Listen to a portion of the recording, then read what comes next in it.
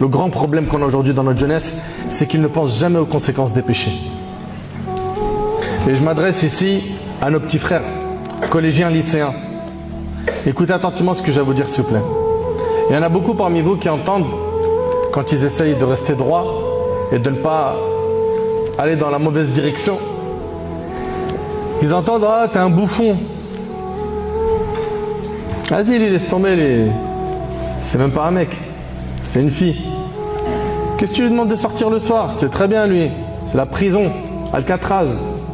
Mais il n'a jamais eu de rapport, puceau. On lui envoie tellement de piques qu'à la fin, si lui, il n'est pas solide, il craque et se retrouve à basculer dans leur camp. C'est vrai ou pas? Ces petits frères et ces petites sœurs, ce que j'ai à leur dire, moi, c'est que ces gens qui disent que vous vivez dans une prison, eh ben, acceptez ce terme, ok? Et concentrez-vous sur vos études. Concentrez-vous sur vos études. Vos parents, par la grâce d'Allah Azzawajal, ils ont, eux,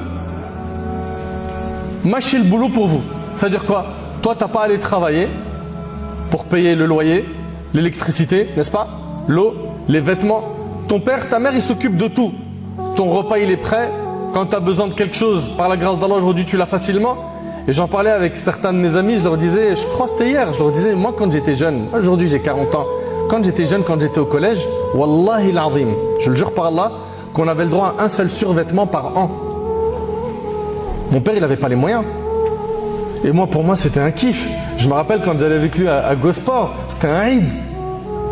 Quand on allait acheter un survêt, c'était un Eid, c'était une fête. Un par an. Et je sais qu'ici, j'ai certains grands frères qui sont là, peut-être ils ont vécu la même chose. Et aujourd'hui, regardez les jeunes, ils manquent de quelque chose aujourd'hui? Ils manquent de rien. Papa, il me faut un pull, dans la semaine il l'a. Je veux un manteau, dans la semaine. Je veux une paire de baskets, dans la semaine. Même s'il va serrer la ceinture et il ne va pas manger. Le père, il sacrifie. La mère, elle sacrifie. Et en retour, qu'est-ce qu'on vous demande? Réussissez vos études. Et acceptez d'être dans cette prison, entre guillemets, de laquelle on vous parle. Et rendez-vous plus tard, dans 5 ans, toi qui as 15 ans par exemple, ou dans 10 ans, ok?